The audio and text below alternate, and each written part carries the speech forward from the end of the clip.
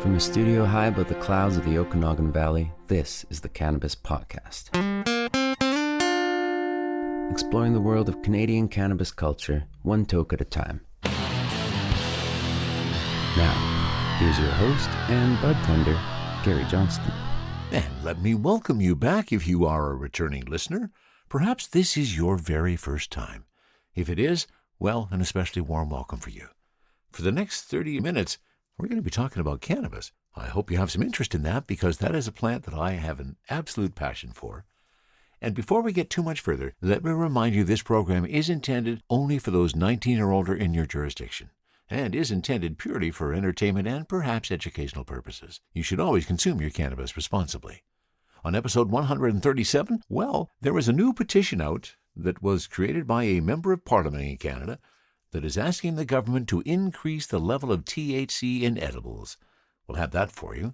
Plus, did you know that the man who invented RSO or Rick Simpson oil, so Rick Simpson, is having some problems these days. He's a little down on his luck. We have a story on that. You may have heard the story of Snoop Dogg was giving up smoking. Well, actually, Snoop Dogg gave up smoke. We'll have the explanation for you. This is appearing in so many products these days, CBG. Now, CBG is the mother of all cannabinoids. It's where everything starts. And we're going to have an explanation on that for you. There's a new movie out by Ridley Scott on the life of Napoleon. And apparently, Napoleon banned cannabis because his soldiers were getting too high. So we'll have a story on that as well. And on Cultivar Corner, we are going back to the Kootenays. This is from Kootenay Quantum Cannabis, and it is their crystal caviar. All of that and more on episode 137 of the Cannabis Podcast. And as always, let me thank you for being a listener. I truly appreciate the fact that you are here. I also want to thank my supporters, Kevin and Jordana, at buymeacoffee.com/cannabispodcast. If you like what you hear and you feel so inclined, you can go there too and buy me a doobie. I also want to thank my patrons at Patreon. And they are Tony and Roger, plus with ad-free episode access, Rob and Gage. I truly appreciate the support each and every month. Now, let's get to our first story. And for our next story, we are going to theounce.ca. I guess it's actually our first story, isn't it? Do you think I might have smoked a joint already? No, wouldn't happen. Well, some profit from his name. Rick Simpson is down on his luck. Known as RSO, Rick Simpson oil is now widely available in Canada, where it originated.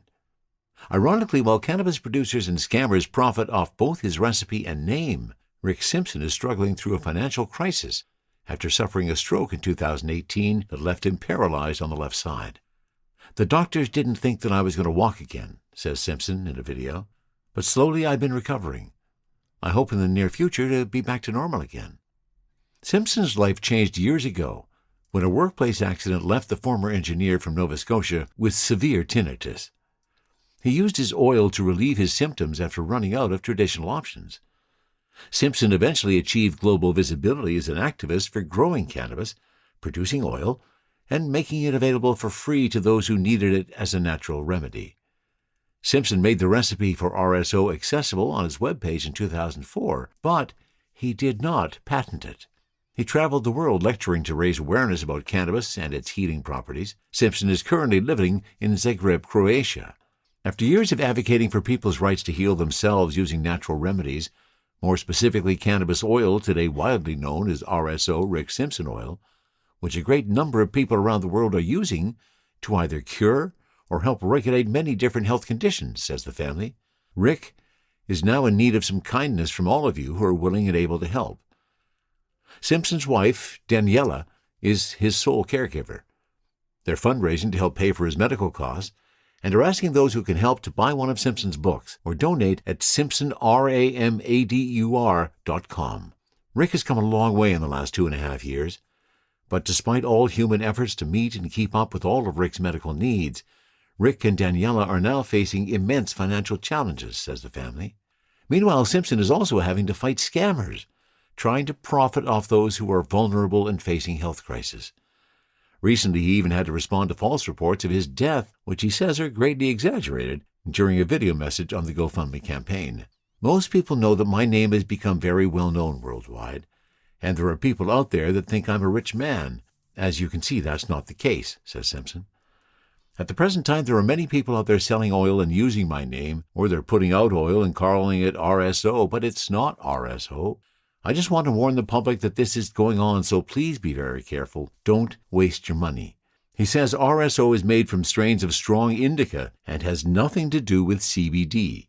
The only two sites officially associated with Simpson are phoenixtears.ca and simpsonramadur.com. Too bad to hear that Rick Simpson is in dire straits. And if you can, maybe you can go and you can see the GoFundMe campaign link when you click on the link to the story back at the page for the podcast. And by the way, I didn't credit David Wiley as the author of that story. From the cannabis-infused studio in the clouds, this is the Cannabis Podcast. And now let's talk about the very clever marketing that North America experienced over this last week or so.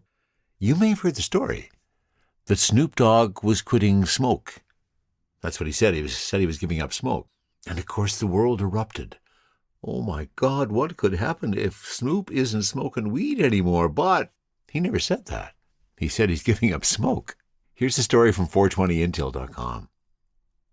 The rapper and entrepreneur's statement shocked fans Thursday after he posted a black and white social media post announcing, "After much consideration and conversation with my family, I've decided to give up smoke. Please respect my privacy at this time. I'm giving up smoke," he added in the caption. Snoop did not clarify whether the smoke was related to cannabis or something else until now. The rapper announced Monday that he is partnering with Solo Stove, a smokeless fire pit brand. As a sidebar, incredibly clever marketing and use of the media to spark interest in a story. Fabulous.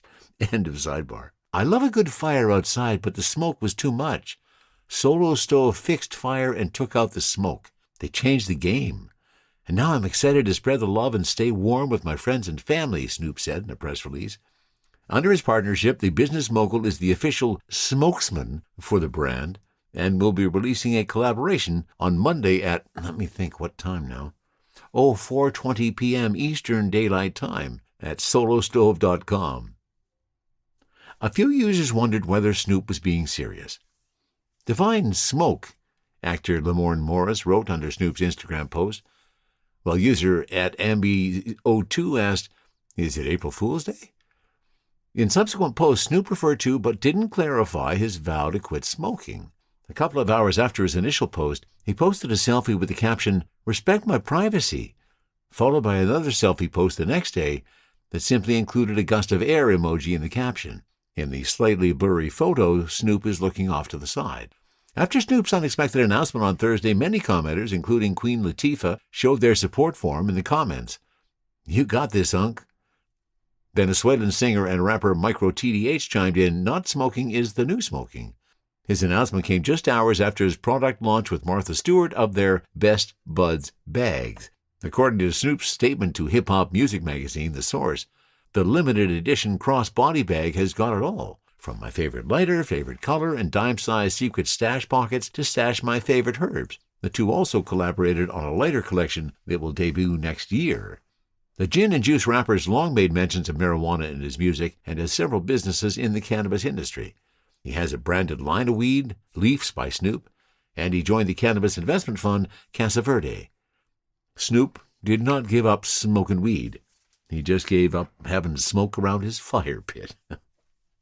Incredible piece of marketing. THC, CBD, terpene profiles, what's in me? Oh, please explain to me. Cultivar Corner, Cultivar Corner, oh yeah. Cultivar Corner, please explain this stuff to me. On Cultivar Corner today, we're heading back to the Kootenays. This is a product from a company called Kootenay Quantum, and the product is Crystal Caviar. Now, we've been to the Kootenays before. We've been over there for Sweetgrass Cannabis. We've been there for Woody Nelson. Now we're coming back for Kootenay Quantum and their Crystal Caviar. They are one of the newer entries. Well, they've probably been around for a number of years, and I'm calling them new to the legal market, let's say. And what's happening over in Nelson is the Antidote is a processor that has created themselves in Nelson, an association of the various micros, and that gives them an avenue to the legal market. And that's where Kootenay Quantum Crystal Caviar came from. Now, you can tell that they are new to the market when we go looking for their presence on the web. And I could not find a specific website for Kootenay Quantum Cannabis, but I did find their sub-site, their sub-page on the Licensed Producers of Canada page. So Kootenay Quantum Cannabis, a micro-cultivator, a Canadian licensed producer of cannabis products, and they have a micro-cultivation license. They are focusing on areas of dried flower and fresh flower. I bought a 7 gram of the Kootenay Quantum Crystal Caviar, and I have to say I was pretty impressed. One single cola came out of this jar. I'm not quite sure how it fit in this jar, but it did. And it was one single cola, a massive cola, filling the jar with flavor and with aroma. So now I did find some description of Kootenay Quantum. I just got to go to a place here where I can get it. So I got some details from Canna Cabana on Kootenay Quantum. So this is a sativa. It's a cannabis flower rich in trichomes, which are the resin glands containing cannabinoids and terpenes that produce effects ranging from relaxing to stimulating, depending on the potency and ratios of each active compound. Effects can usually be felt immediately, last 2 to 4 hours, typically with a peak reached within 30 minutes to an hour. And I realized this is just a description of cannabis. It has nothing to do with Kootenay Quantum. Or crystal caviar, for that matter, which I'm a little disappointed in. So we're just going to have to go with what's on the label, I guess. Kootenay Quantum Crystal Caviar. So here's the details. 26% is our total THC. My terpenes at 3.83%, and here's the terpenes that are inside this lovely little jar. 1.39% limonene, 0.04% or 0.4% linalool, 0.46 of alpha-cedrine, 0.41 of alpha-pinene, and 0.39 of beta-pinene. Notes are sour tangerine, hops, and banana. Definitely some sour tangerine in there. Oh, lots of those sour notes. It is very, very fruity. I'm not picking up the banana, but I don't tend to pick up those banana notes. I think that's just my endocannabinoid system. But boy, is that ever a beautiful flower. So I got the joint rolled. I've got my Air Max all ready to go. Let's get that some heat on it so we can begin the process. Alrighty, I got power applied to my Air Max. That is slowly heating up. And while we're waiting for that, let's start the joint of Kootenay Quantum Crystal Caviar. Looking forward to this one.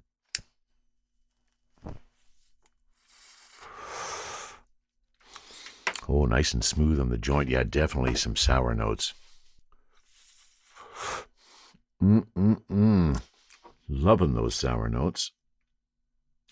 And maybe a hint of that banana on the exhale of that. Not really too sure. Oh, but really nice and smooth. Quite enjoying that. And my Air Max is ready.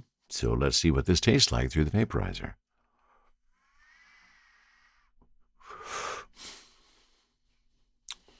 Okay, there's a little bit of the fruity notes. Definitely that sour tangy coming through.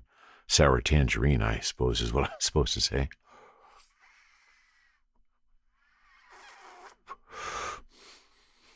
Very nice. Oh, and here come the effects.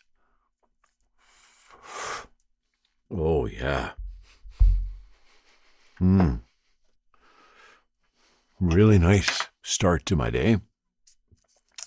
Let me put a roach clip on this guy so I don't burn my fingers as I continue to smoke that joint. So back to the Air Max.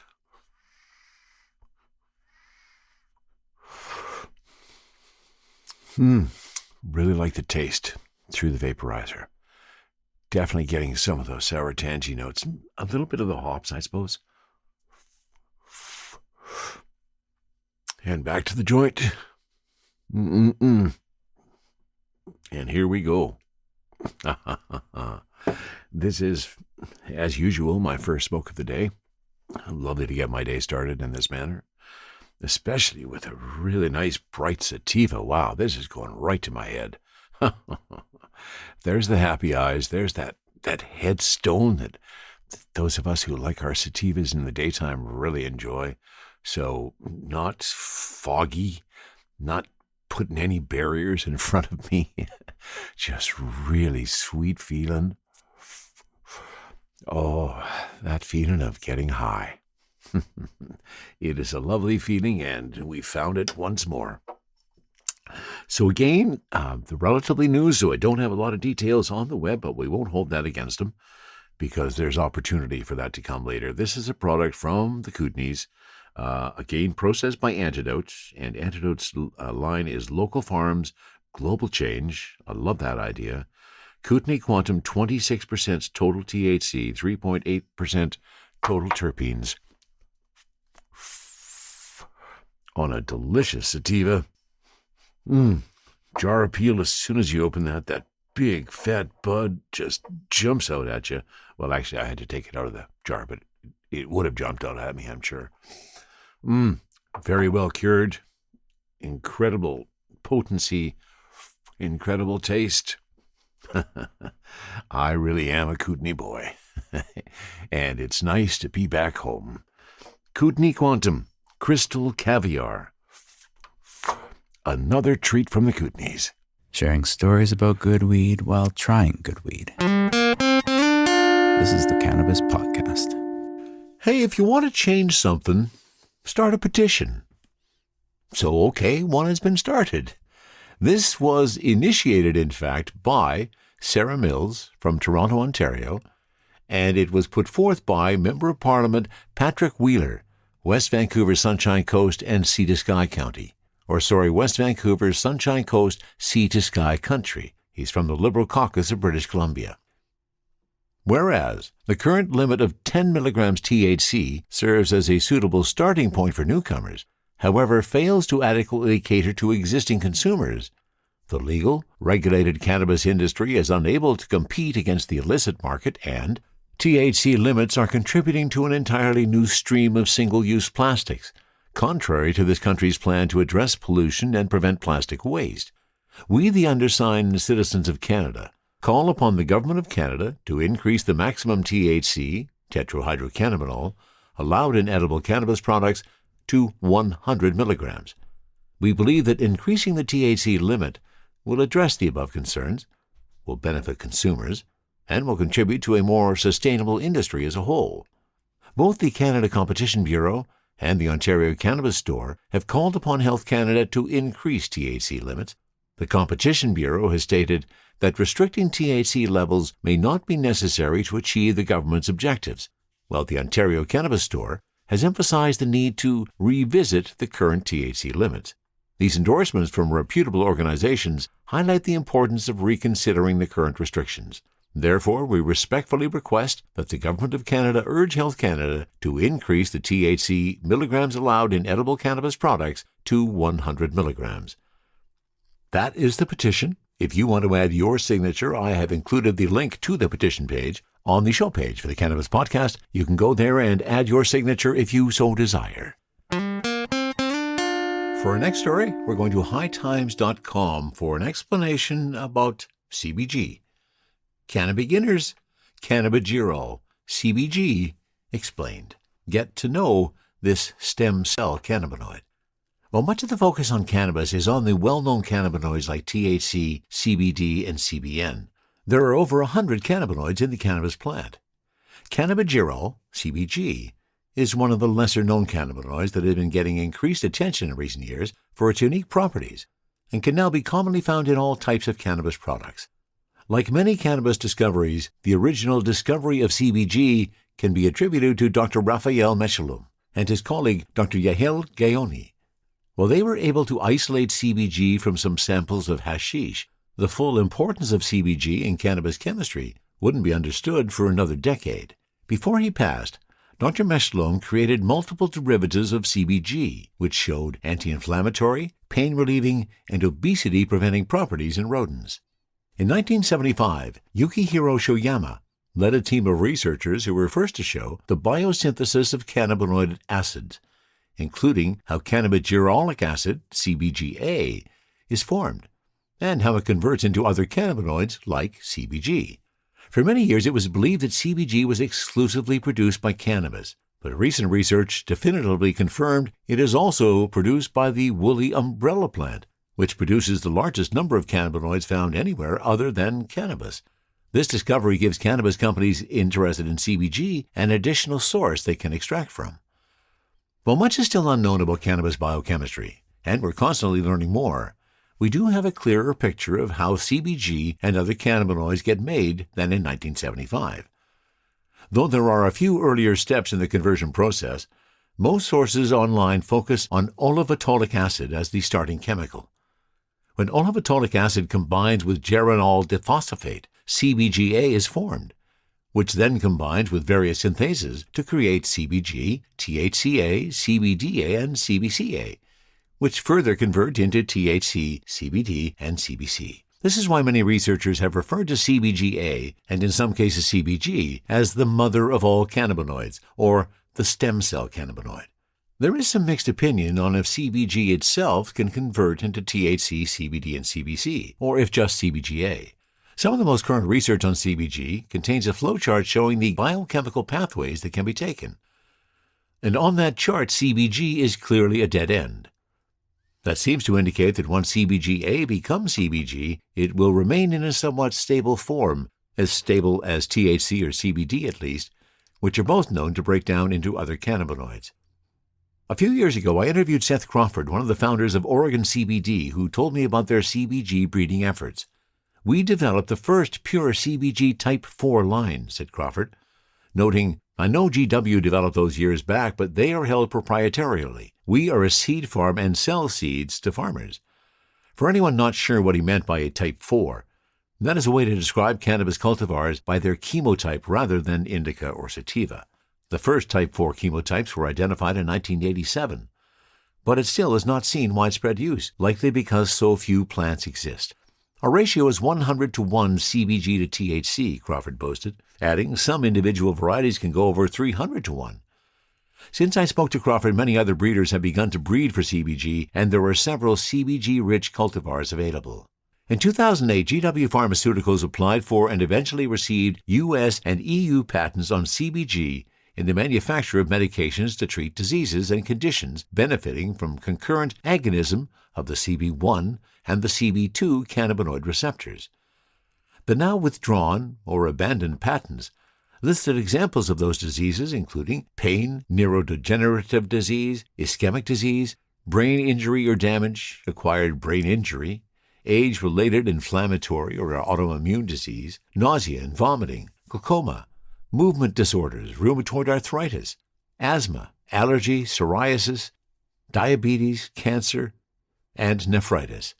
Aside from GW's research, several studies over the past decade or so have substantiated CBG's benefits for a range of medical conditions in cats and rodents.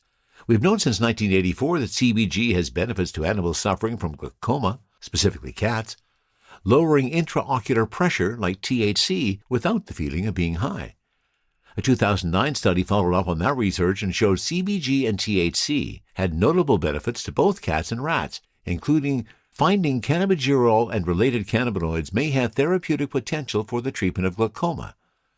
Aside from glaucoma, CBG has also shown multiple mechanisms to treat the inflammation that leads to inflammatory bowel disease. Those anti-inflammatory effects are not limited to the bowels, and a 2012 study noted CBD and CBG also have analgesic and anti-inflammatory effects. Perhaps one of the most unique properties of CBG is that it has been shown to aid neuronal regeneration in recovery after spinal cord injuries. One potential downside could be nausea, where it has been suggested that interactions between moderate doses of CBG and CBD may oppose one another in the regulation of nausea and vomiting. So there you go. The next time you go into your dispensary and they're talking about some CBG in the product, you have a better sense of where that lies in the history of cannabinoids. And education is always good. From a studio high above the clouds of the Okanagan Valley, this is the Cannabis Podcast. And while not directly related to the consumption of cannabis, here's a story from 420 Intel that's just kind of interesting from a cannabis perspective. In Ridley Scott's historical epic Napoleon, the titular French conqueror, played by Joaquin Phoenix, marches into the deserts of Egypt and orders his soldiers to aim their cannons at the pyramids. The whole scene is a fabrication. One, Scott, who directed the equally sensational Gladiator, also starring Phoenix, has already been called out by historians. But even if Napoleon Bonaparte did damage these world wonders, this wouldn't have been the strangest thing to happen during his excursion into Asia Minor. The Imperial French army invaded Egypt in 1798, after capturing the Mediterranean port of Malta, with two purposes: to break up trade routes between India and England, and to establish French rule in the Middle East. Ultimately, Napoleon's biggest obstacle wasn't the Egyptians themselves, but their love of hashish, a love that spread to his own soldiers, and which he eventually resolved to ban, thus laying the foundation for Western Europe's approach to cannabis. Rather than forcing their own customs onto the Egyptians, Napoleon urged his administrators to embrace the local culture. French forces, including scholars and scientists, established libraries and research centers to nourish their genuine interest in the many traditions and inventions of the Islamic world. Lacking access to their French wines and liquors, they also learned about hashish, and soon began frequenting the cafes, markets, and lounges where the substance was typically found. Legend has it that Napoleon issued a ban on hashish because his soldiers were too stoned to fight. But this is as much of a misconception as Ridley's film. In truth, hash did not become illegal until after the campaign had come to an end. The ban itself wasn't implemented by Napoleon but one of his generals, and its goal wasn't to protect French citizens against the drug's corroding influence, but exert control over Egypt and Syria by pitting its own citizens against each other. As Ryan Stoa explains in his article A Brief Global History of the War on Cannabis, written for the MIT Press Reader, hashish in Egypt was associated with Sufi mystics and looked down upon by the Sunni elite. The general Napoleon left in charge of Egypt, Jacques-François Minot, saw the hashish ban as an opportunity to kill two birds with one stone. In addition to improving a perceived public health problem, the general, married to a Sunni elite, also hoped to earn the respect of his in-laws. Issued in 1800, Minot's mandate is often considered the first drug prohibition law of the modern world. It's one of the most uncompromising, prohibiting the cultivation, sale, and consumption of cannabis in one fell swoop. Egyptians weren't allowed to smoke cannabis itself, nor were they allowed to mix it into their liquor. Those who were accustomed to drinking this liquor and smoking this seed, the mandate read, lose reason and fall into a violent delirium, which often leads them to commit excesses of all kinds. Bit of a sidebar here. Does this not seem reminiscent? I'm thinking of Reefer Madness for some reason. End of sidebar. The ban, like many other idealistic goals pursued by Napoleon's administration, didn't work out. According to Stoa, hashish continued to be grown, traded, and used across Egypt, a practice that, if archaeological finds can be believed, dates back as far as 3000 BC. Not only did French soldiers fail to prevent Egyptians from smoking hash, but they also ended up introducing the substance to Western Europe, not unlike some of the American veterans returning from Vietnam. The French were no more successful at banning cannabis at home than abroad. In Paris, the open-minded writers and painters that made up the Romantic movement, which rejected the cold-blooded rationality of the Enlightenment in favor of emotion and spirituality, tolerated and at times celebrated the drug that their government was trying to eradicate. They proudly referred to their intellectual circle as the Club de Hashishin, the Hash Eaters Club in English.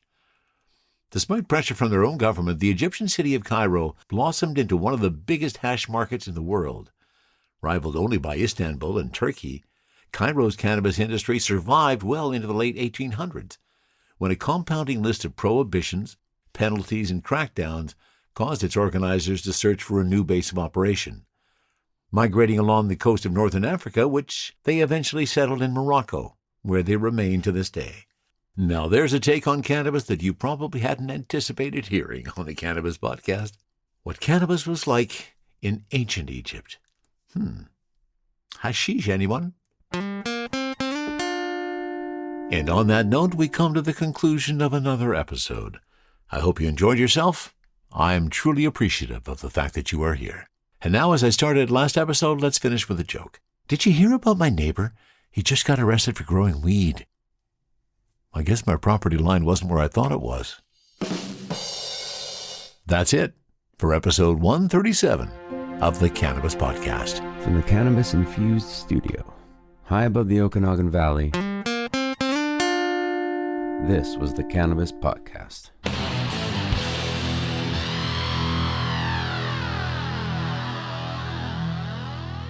Thanks for listening to today's show. To check out more great cannabis podcasts, go to podconnects.com. Here's a preview of one of our other shows. Tune into a major journey podcast today, where guests take listeners on journeys and immerse themselves in the roller coaster ride both in and out of the cannabis space that brought them to where they are today. Throughout our conversations, guests share valuable lessons that they've learned along the way that listeners can use to empower growth both in their personal and professional lives. Check out A Major Journey today on all major podcast platforms.